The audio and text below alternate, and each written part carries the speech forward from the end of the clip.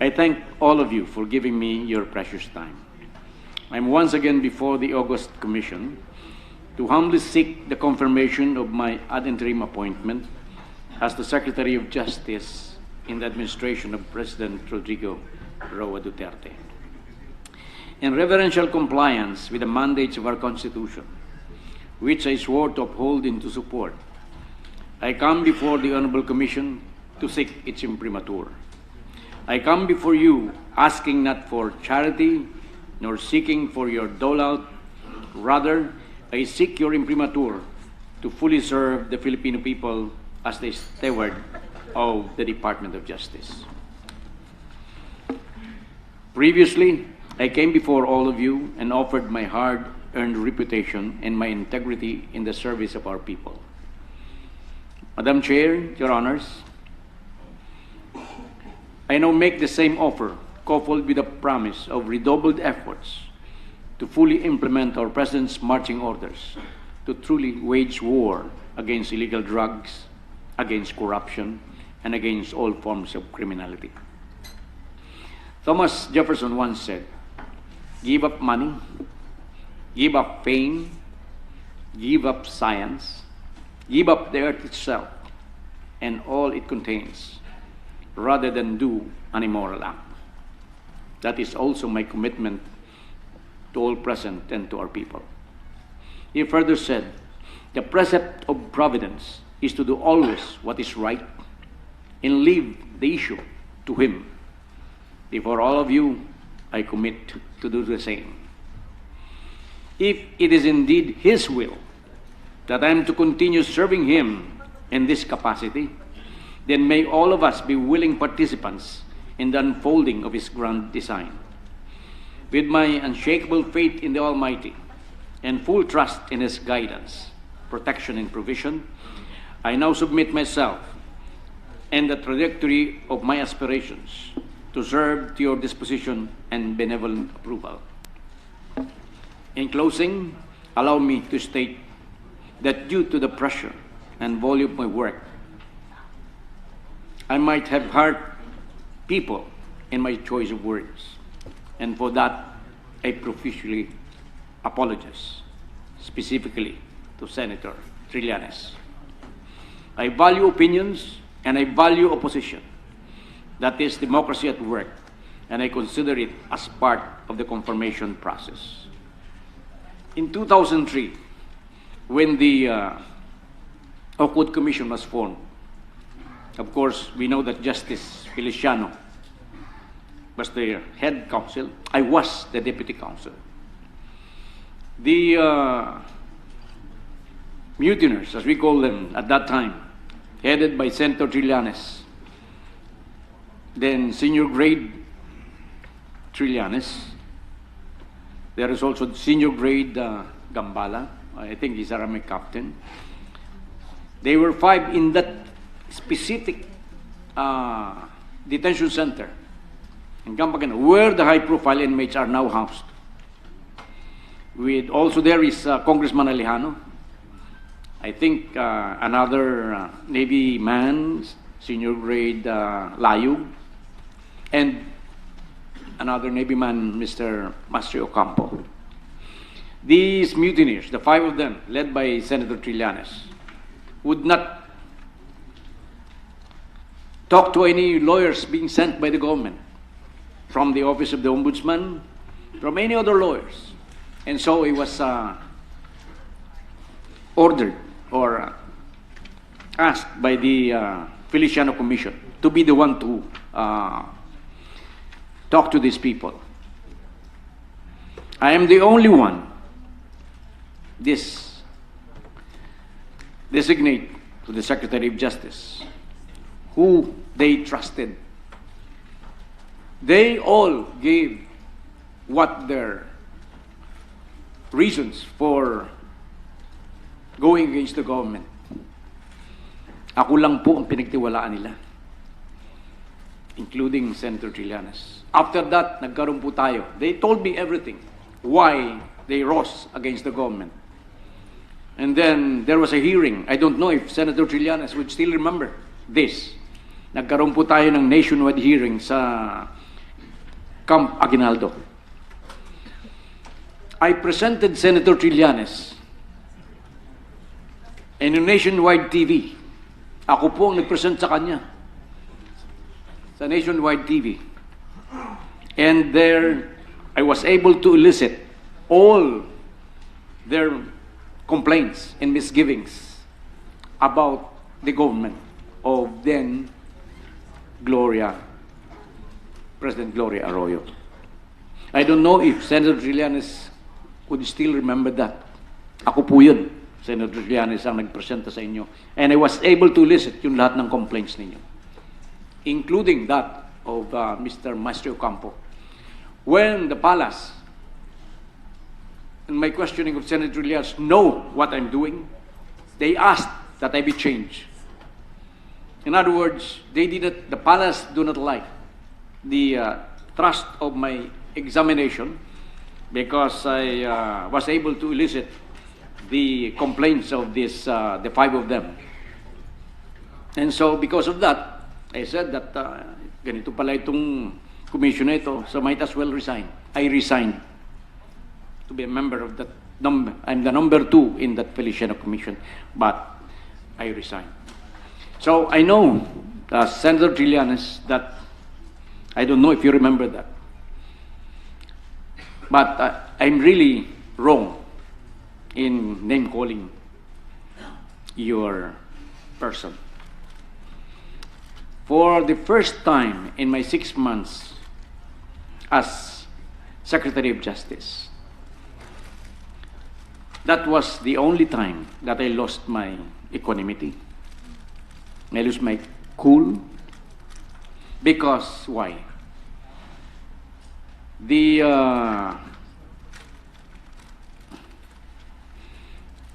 are accusing me, or many are accusing me, of complexity in the Jacklam story, Jacklam scandal. I value my honor and integrity more than my life.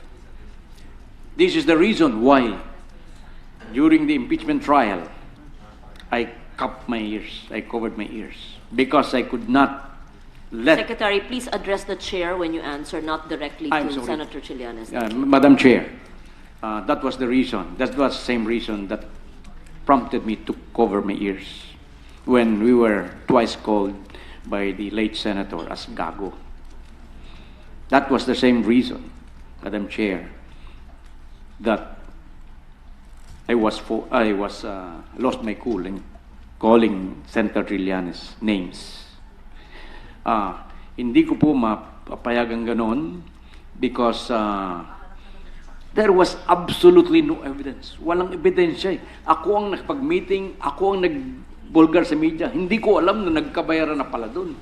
So, if I'm expecting something from that 50 million, bakit ko ibubulgar sa media yan? The following day, sa meeting. Hindi ko alam na nag-meeting na pala sila dun eh. Na nagkabigayan na pala dun. There were exchange of monies. But, as I've said, all four major participants in that, the two commissioners, General Kalima, whom I terminated from service, Mr. Wally Sombero, despite the fact that I terminated the services of General Kalima, he absolved that. He said during the Senate hearing that I have nothing to do. The same was, all of us are aware that General Sombero said yesterday upon his arrival that your representation has nothing to do with that Jacklam controversy. So you can just imagine that I am the one who... Secretary Aguirre, yes, you can proceed to the other points. Yes. We have heard you. Please do not over-explain. It's very clear. Thank you. You can proceed, sir. May I now proceed to my formal answer? And I would like to read we want into the your record. formal answer. That's not yet your answer. That is not your response, sir. Is that your response? We consider that as your response. I'm sorry, Madam Chair. Yes. We take note of your humble apology. That has been noted and appreciated. And may we please request you to just respond to the allegations. While we are enlightened by your many stories, there will be a time for that, Secretary. Yes, we still have to hear Secretary Judy Taguiwalo after that. And then Senator Trillanes, I think, will say something. Let us finish, Secretary, then we proceed with the question of Senator Trillanes. Please always be guided to answer through the chair, the chair and the commission. Thank you. Yes, Madam Chair. Thank you again. I confirm the receipt of the February 10, 2017 second supplemental opposition of Senator Trillanes last night at the DOJ. Relative to the foregoing, I respectfully manifest and move that I be allowed to read into the records of this Honorable Commission my February 14, 2017 letter addressed to Mr. Jose Ma Nolasco, executive editor of the Philippine Daily Inquirer. Which article or which editorial was attached to the third opposition of the senator. The said letter refutes point by point the February 11, 2017 editorial of the Philippine Daily Inquirer entitled Scandal at the DOJ. My motion is anchored on the fact that the second supplemental opposition of Senator Trillanes made reference to the editorial referred to above. For the sake of brevity and expediency, may I move that my letter to the Inquirer serve as my reply to the second opposition of Senator Trillanes. Thank you, Madam Chair, Your Honors.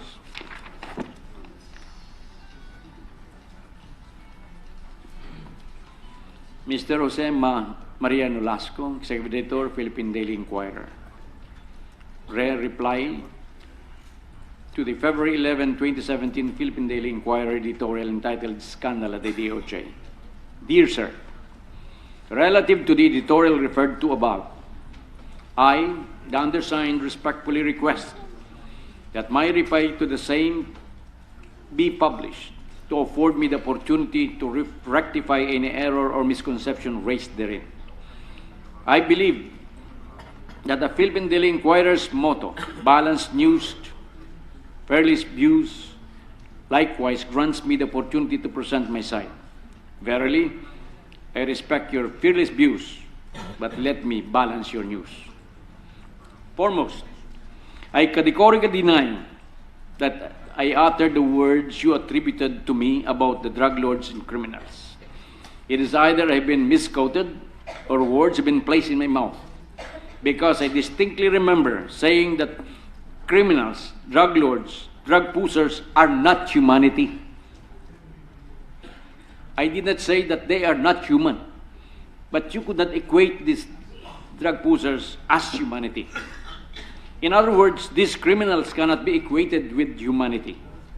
I can only guess at the motivation of the ones who deliberately misquoted me and of the ones who were part of reporting such untruths.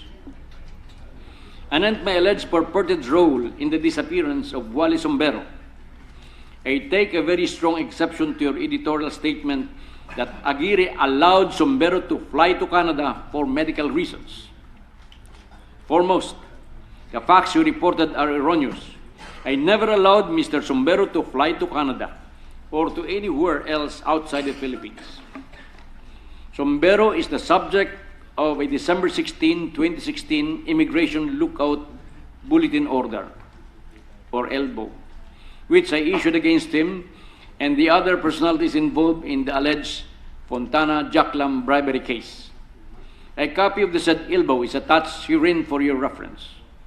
A perusal of the same will readily show that there are certain duties and responsibilities that an immigration officer should perform if an individual under ELBO attempts to leave the country. It is apparent that the pronounced duty of making sure that a person subject of an ELBO is monitored lies with our immigration officers and not with the office of the undersigned.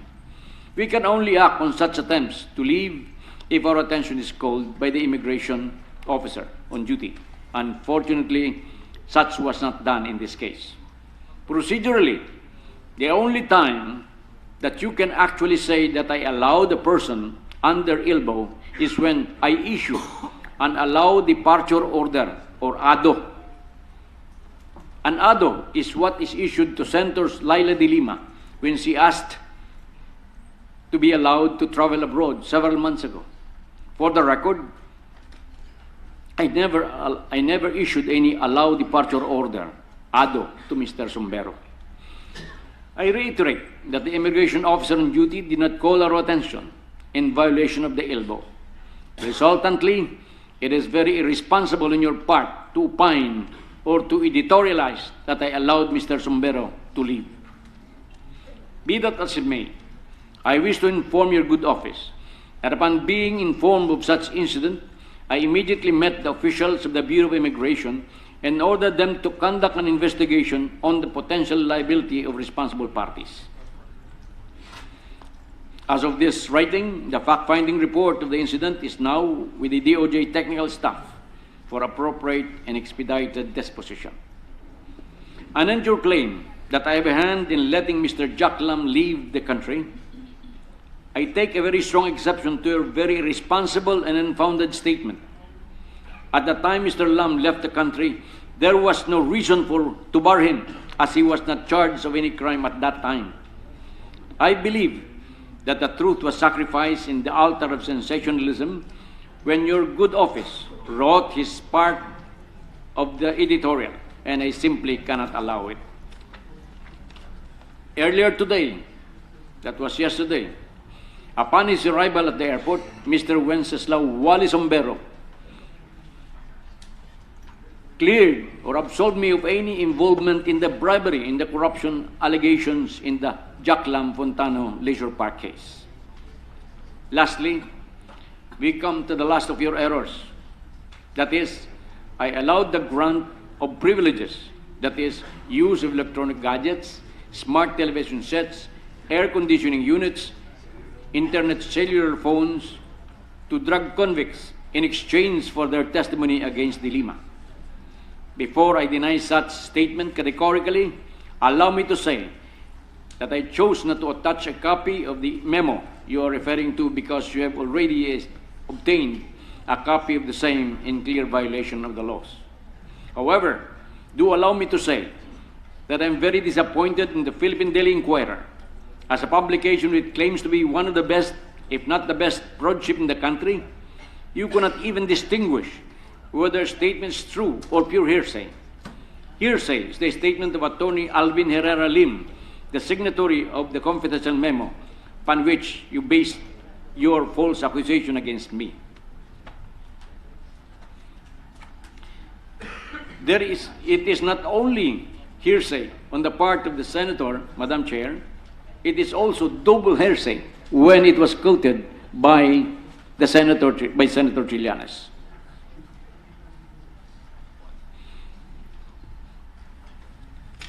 May I go to the memorandum that was the basis of Secretary De Lima and Senator Trillanes' accusation against me. This memo for the did not reach my office until Secretary De Lima, Senator De Lima, Please proceed. told about the. Thank you, Mr. Chair. Told about this, the press about this, the existence of this memorandum. I have not read this when Senator De Lima announced this to the public. This to show that this is hearsay. Let us just, and I know that the lawyers in this, even non-lawyers in this committee will believe, will agree with me that these are hearsay. First, counsels for AFP Philippines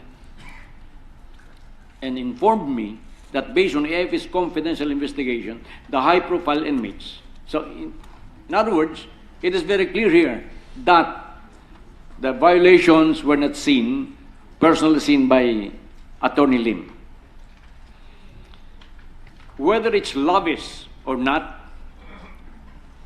They enjoy lavish lifestyle like the use of electronic gadgets. There's no proof that there were electronic gadgets, smart television sets, air conditioning units, internet, cellular phones. These are all hearsay because Attorney Lim did not see this. When press for and I continue, when press for comment, elements of both PNP and Bucor invoke that they are just following express instruction of the Honorable Secretary Vitaliano Aguirre. Who are these people that they are following my instructions? They did not. It was not even presented before this committee. So how do we know? Unless they present that there is an affidavit or to that effect. It is hearsay. They said, Attorney Lim said, that this is in return for the testimony they gave during the congressional inquiry on the proliferation of illegal drugs in the New Bilibid prison. How would you know? He did not even talk to these people. So these are hearsay and will become double hearsay on the part of the senator. So, I am being begrudged that I immediately ordered the investigation within 2 hours after I learned of Senator De Lima's accusation. As I've said, since I have not read this confidential report, when I was really surprised because I never ordered anybody to allow these cell phones, etc., gadgets to the inmates, including air conditioning units. Excuse me, Secretary. The chair declares a 1-minute suspension.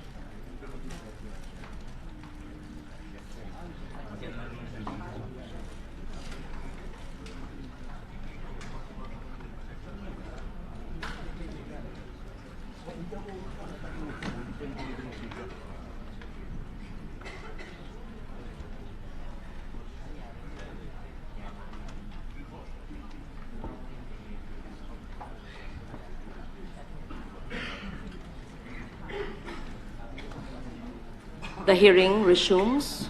The hearing is resumed. Secretary, please proceed to summarize your response to the opposition. Thank you. Thank you, Mr. Chair, Madam Chair. May I continue just to finish my reply? The difference between truth and controversy lies upon how it is supported by facts.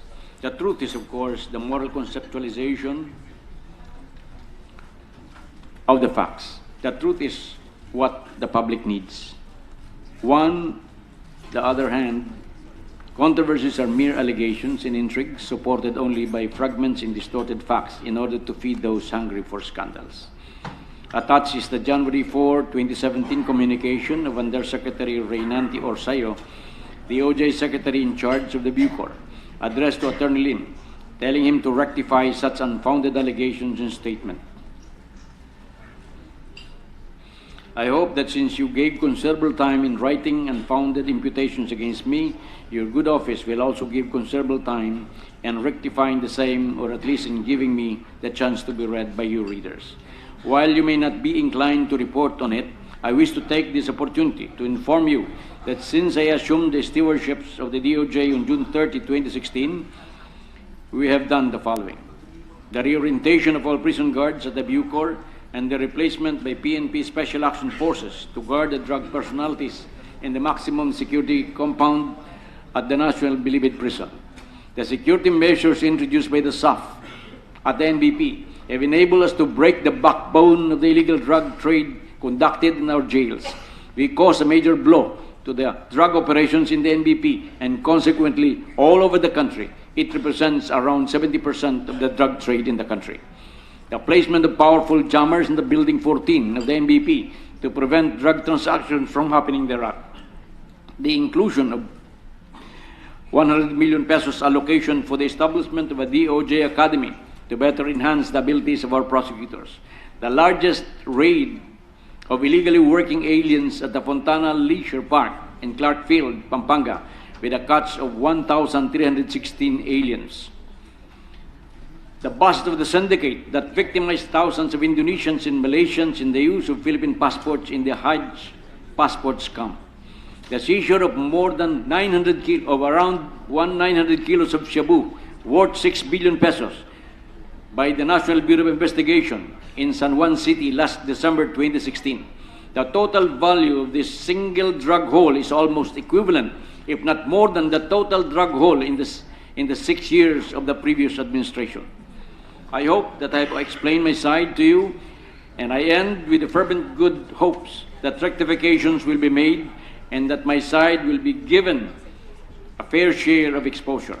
I work hard all my life to preserve my integrity and good name. I cannot let anyone run wild and destroy it. A lie told 1,000 times will never become truth, but a lie repeated 1,000 times may appear to be true, and I cannot allow you to do that to me. The letter sums up my righteous indignation of the untruths you have propagated against me in your editorial. Gandhi once said, "Truth nourishes the soul, and truth corrodes it." Thank you in advance for restoring my faith in the inquirer's sense of fair play. Very truly yours, Vitaliano and Aguirre. Thank you, Secretary.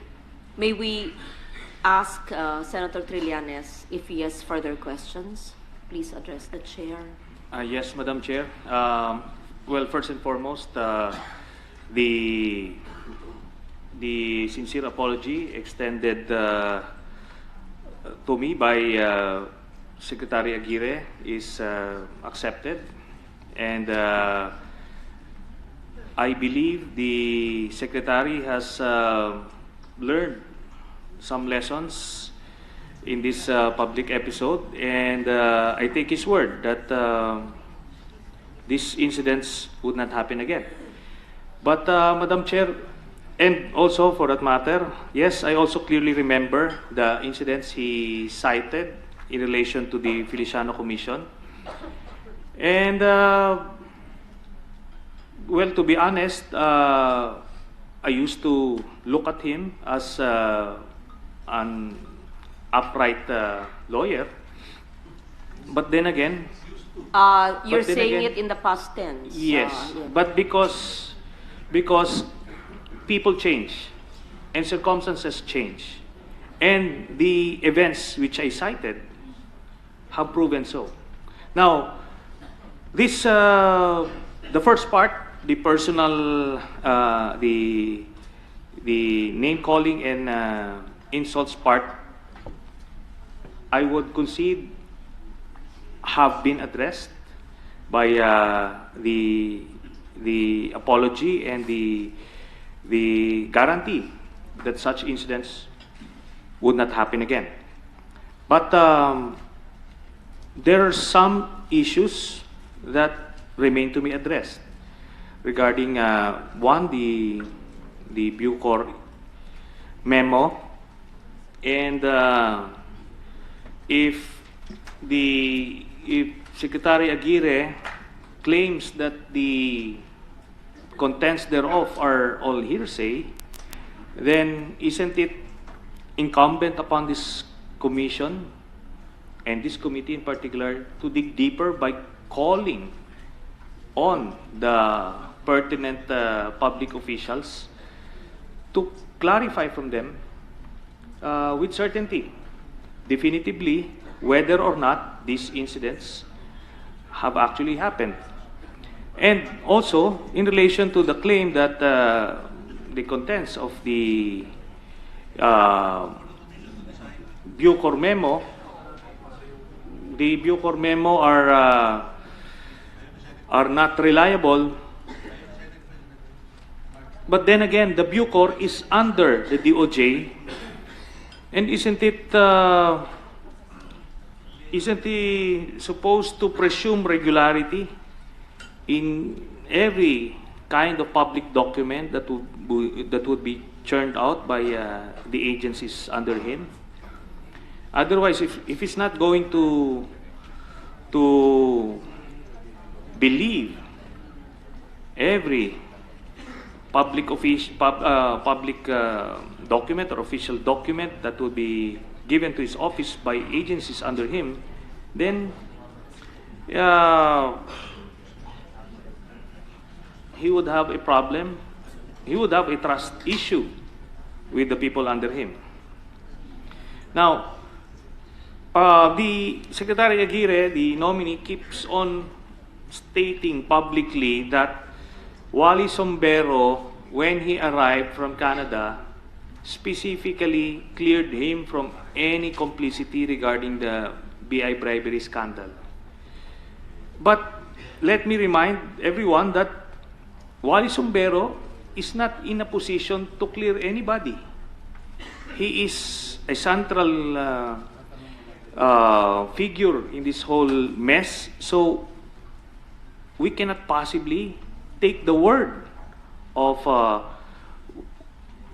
Mr. Wally Sombero at the moment until he proves during the committee hearing, which is scheduled tomorrow, by the way, that his statements would stand scrutiny by the members of the Blue Ribbon Committee. And that's why the hearing tomorrow is very crucial, not only to ascertain the facts and circumstances surrounding the BI bribery scandal, but also in relation to this confirmation hearing, which is supposed to attest to the fitness of Mr. Aguirre for the position of DOJ Secretary. So, some issues remain addressed, Madam Chair, those two particular incidents.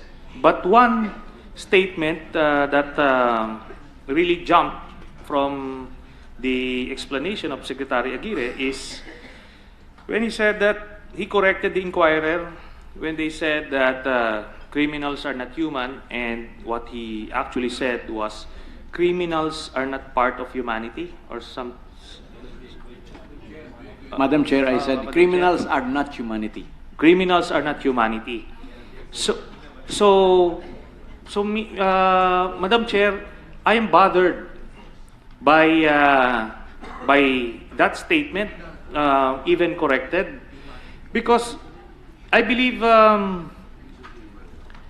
members of this commission, some of my colleagues, may tend to agree with that, and there's no particular. No one agrees with that because the Vice Chair and I agree that it is not the right grammar. Yes. Okay. Grammar aside, but the essence of that statement. That is what the Vice Chair wishes me Okay. to state. Well, that's With the the... indulgence of Senator Trillanes, for my clarification, Madam Chair, may I be allowed? I want to be Senator clarified on the meaning. Pag sinabi mong you cannot equate criminals to humanity, ang ibig mo bang sabihin hindi mo pwedeng itong grupo ng mga taong ito, mga kriminal ito, hindi mo pwedeng ikumpara sa humanity, sa mga tao na matitino. Ganun ang intindi ko sa statement. Is that the meaning of the statement, Madam Chair? Can I just answer for Secretary Aguirre?